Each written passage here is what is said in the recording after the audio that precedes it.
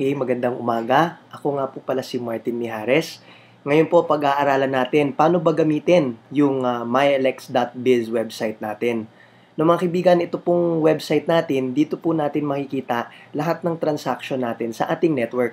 Dito nyo po makikita kung sino na po ang downlines ninyo. Dito nyo din po makikita kung paano po ba ilabas ang ating earnings. Dito nyo din po nakikita kung gaano kalaki ba kinikita natin araw-araw. So mga kaibigan, una po, punta kayo sa browser ninyo. Type nyo po mylx.biz. Okay? Pag enter nyo po nitong website na ito, mga kaibigan, itong web address na ito, you will come to this page. Okay? Itong page na to, dito nyo po, may makikita po kayong login dito wherein hinihingi po niya yung sales account number and PIN code ninyo. So mga kaibigan, dito nyo po i-enter yung ID number ninyo bilang isang technopreneur. Okay, yan po yung nandun sa kulay violet na card ninyo. Yan po yung ID number. Then, you enter your PIN code. Okay? Then, click nyo po yung login. Okay? Once na may click nyo na po itong login, mag-open po ngayon yung main page ninyo. Okay? Ito po. Halimbawa, ito po yung main page ko po. Ayan. Alright? So, as you can see, sa main page natin or member menu, may makikita kayong mga option sa gilid. Okay? Dito po, pwede nyo pong i-click isa-isa para malaman nyo po ano po ba ang function nitong website para sa atin. Number 1 po na pag-aaralan natin dito is paano po ba natin makikita yung mga downlines natin. So, first, gusto ko pong malaman ninyo na itong Manage Profile and Change PIK, ito po, eligible po itong gamitin dun po sa isa nating website na loadextreme.ph. Bali po, para makita nyo po kung sino yung mga downlines ninyo, click nyo lang po yung View Genealogy. Okay? Pag-click nyo po nito, mag-a-appear po dito ngayon yung listahan po ng lahat ng members ninyo under your network. Okay? Yan. Etong nakikita nyo po sa upper part, ito po yung graphical output kung ano pong itsura ng network ninyo. So, ginamit ko kasi yung account ko na isa para makita lahat ng downlines po nun. So, yung number 1 account ko na ginamit is ito po yun. Ito po yung list na nandito sa baba. Okay? So, number 1, ito po siya. Alright? Then, yung second account, which is this one, yung third account, ito, nandito din po siya sa listahan. Okay? So, ano po bang ibig sabihin ng mga bagay na nakikita nyo ngayon sa harapan? Okay? Ibig sabihin po nitong SID, ibig sabihin po nito sponsor ID. Sino po ba ang nag-sponsor sa account ko na ito? So, ito po yun. Siyempre, ito po si Upline PV. Okay? Placement is kung saan po niya punesto yung account ko ho na ito. Okay? Ibig sabihin po ng PPSC, ito po yung nakikita dun sa likod ng card. Ito po yung 16 digits na sinascratch dun sa Technopreneur card na violet. Okay? Ang ibig sabihin po naman ng STA at STB, ibig sabihin po na to, Sales Team A, Sales Team B. So, dito nyo po nakikita yung laman na ng A team mo at yung laman na ng B team mo. So, dito po, all in all, I have more than 31,000 members already. So, mga kaibigan, paano natin malalaman o paano natin makikita kung sino yung downline ng mga downline natin? Halimbawa, dito po sa listahan sa pinakababa. Okay? Ito po, bigyan po kayo ng halimbawa, let's say number 16.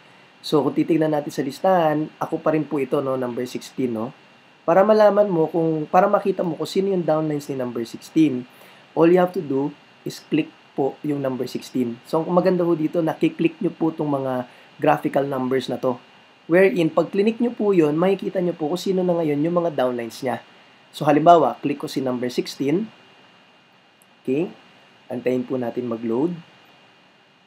Right? Ayan. So, lalabas ngayon kung sino yung downlines ng number 16 na clinic ninyo. So, ito po yun. Okay? Ayan. So, balik po tayo sa taas. Alright? So, at least ngayon, alam nyo na po kung paano tignan yung inyong genealogy. Okay? So, scroll down nyo lang po ito, no? So, if you want to go back dun sa main menu natin, click mo lang po yung main. Okay? Babalik ka ngayon dun sa main menu natin. Okay? Now, ang next na pag-aaralan natin is paano po ba makita ang ating earnings sa V-Mobile or ditong earnings natin sa network. Okay? All you have to do is click List My LX Transactions.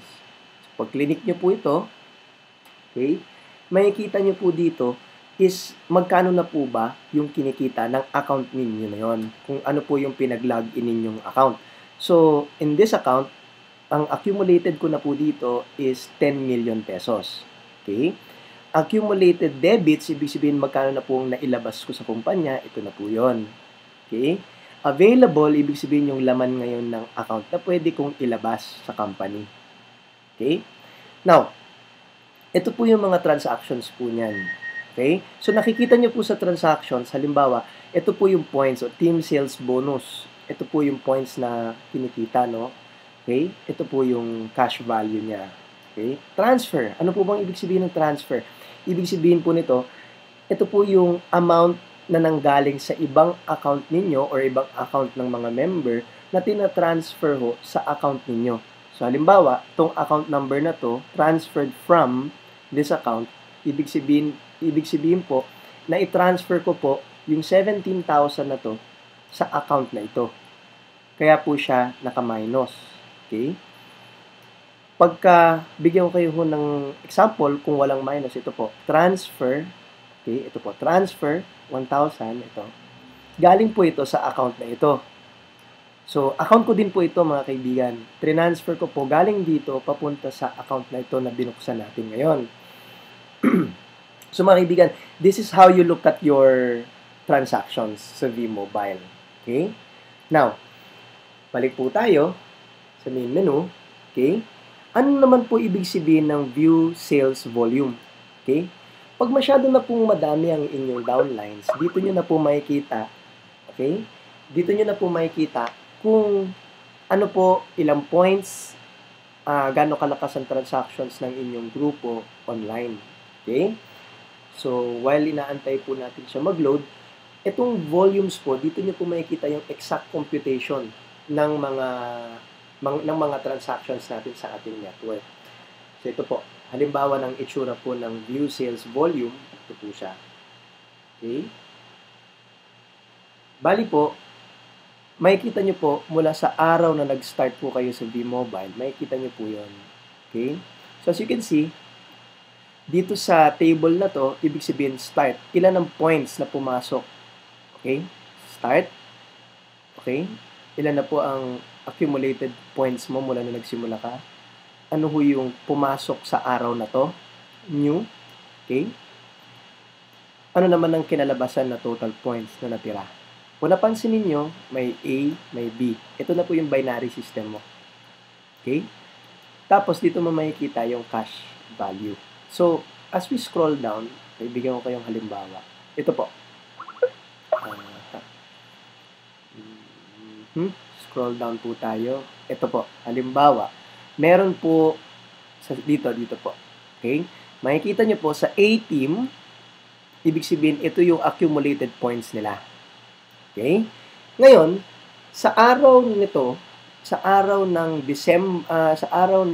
November 1, okay, am I correct? November 1, correct? Sa November 1, may pumasok, meron na pong accumulated points na 23,000 yung sales team A ko. Ngayon, may pumasok po sa araw na to, ito po yung new, no? So, may pumasok po na 1,600 points sa A. So, supposedly, madadagdag po ito dito. Pero, since may pumasok sa B ko na 1,600 points din po, lumalabas, ang end niya, ito po. So, dahil may pumasok sa A na 1,600 points, nag-pair po siya dito. So, lumalabas, 2 points is equivalent amount is 2,000. Okay? So, na mga kaibigan, ang maganda ho dito, baka ho nalilito tayo, ano bang ibig sabihin ng points? Okay? Every time may bumibili ng isang 4,999 na package, that is equivalent to 400 points when you view your sales volume. So, sa 1,600, lumalabas po, may 4 na 4999 na sumali sa Bico. May 4 din na sumali na 4999 sa ACO. Okay?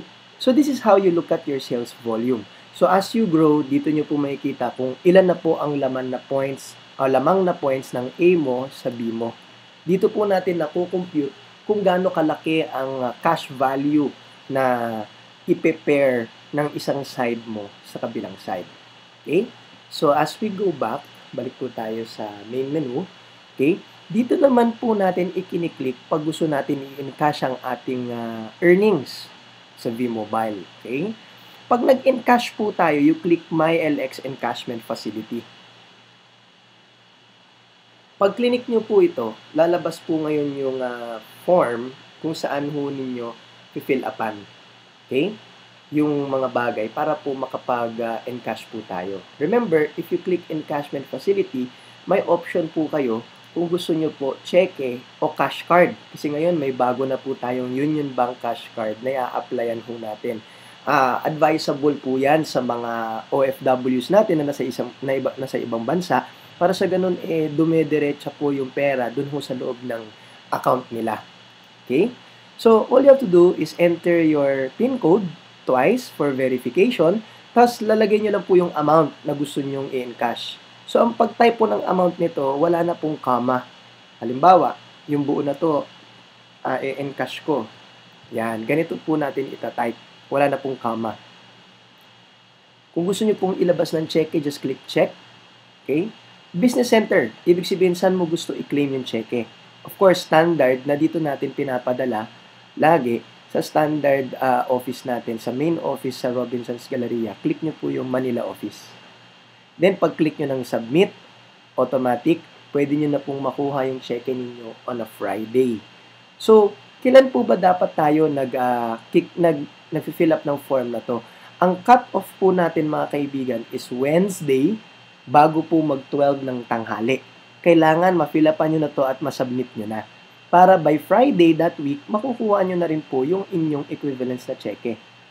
Now guys, remember, tuwing nag-e-encash kayo ng inyong earnings, meron tayong withholding tax. So, ito ang gross earnings niya. So mga kaibigan, pag in-encash mo to, may 10% withholding tax pa po ito and may 60 pesos processing fee para ho sa pagpagawa ng cheque o kaya ho sa pag-transfer sa inyong ATM account. Okay? So ngayon, ito po ang lesson natin kung paano po mag-encash ng ating pera. Ngayon naman po, kung gusto nyo naman pong kung gusto nyo naman po gawing V-Wallet yung kinita nyo sa V-Mobile, ito lang ho ang i-click natin, convert my LX credits to LX wallet. Okay? Ang cut-off po nito, kiniklik po ito tuwing Friday. Okay? Friday po, alas 12 ng tanghali, pag-click nyo po nito, okay, fill upan nyo lang po ito, isasubmit nyo po ito, by Wednesday, the next week, doon na po papasok sa V-Wallet account natin. No, mga kaibigan, wala pong confirmation yon. So, dapat ho, i-check ninyo sa inyong account pagdating ho ng Wednesday.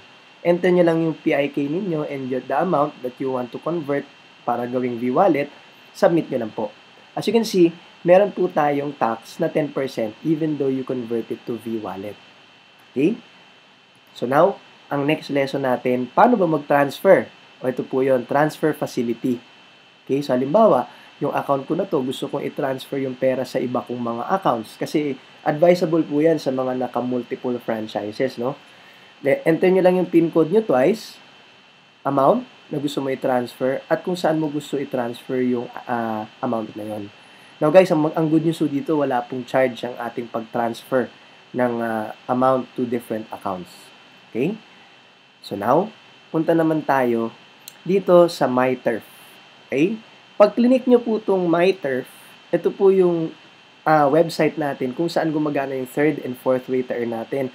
Bali po, makikita nyo po yung MyTurf website inside your MyLX. So, you have to log into this MyLX website para ma-access nyo yung MyTurf website ninyo. Ayan, pag click nyo yun, ito lalabas.